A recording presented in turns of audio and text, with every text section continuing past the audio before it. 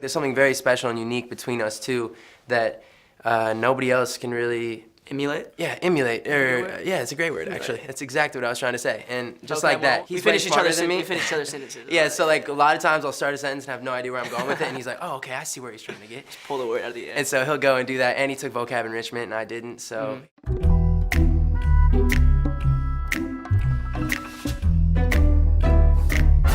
We didn't want to throw off people who may have never heard of us before Rise, so we wanted No One Compares to You, our follow-up single, to be... kind of tropical in the same kind of vein. I think people in the mainstream may have heard that record, and maybe that's what they knew us for, so... Exactly. Yeah, we wanted to kind of bring that tropical element, but still keep it very authentic to Jack and Jack. We felt like UC and TMS both kind of worked around what we wanted to do, because we knew that TMS had started it off very acoustic, but they were definitely open.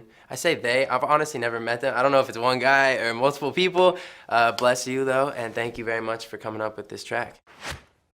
Thoughts of you and me keep passing by, like ships in the night, we never collide. That's a very real line for me. I mean, I think of my ex all the time, and anytime I feel like I'm connecting with another girl, I start to like question, like, do I really fuck with this girl, or do I just kind of like see my ex in her? Need you even after all this time, you can't be replaced, even if I try. Someone that I love could really, really do like almost anything to me, and my love for them won't change. I'll always love her, you know? So it's like, that's just something that is like a given in my life.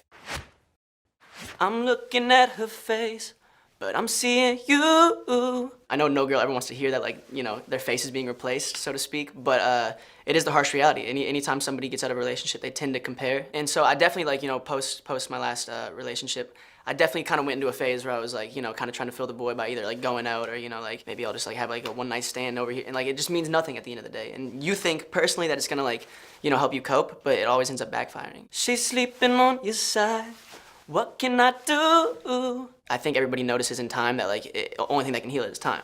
Like none of these coping mechanisms will actually end up, you know, helping you get out of the spot that you're in mentally. Luckily, I think me and G are very stark in the contrast where like I'm like completely like over my last person. You can tell based off talking to him that like, you know, he's still got the linger period. He's still in that phase. We should be out to war.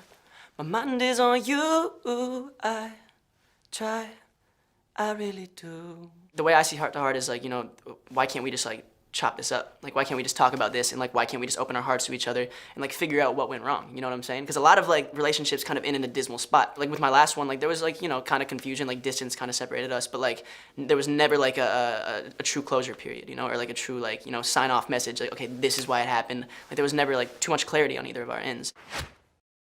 Every time I think I found somebody, I just wish that somebody was you. It's just tough, you know? Like, you go and, like, do something that you've once done with your ex, with someone else, and you're like, oh, man, this sucks. Like, fuck.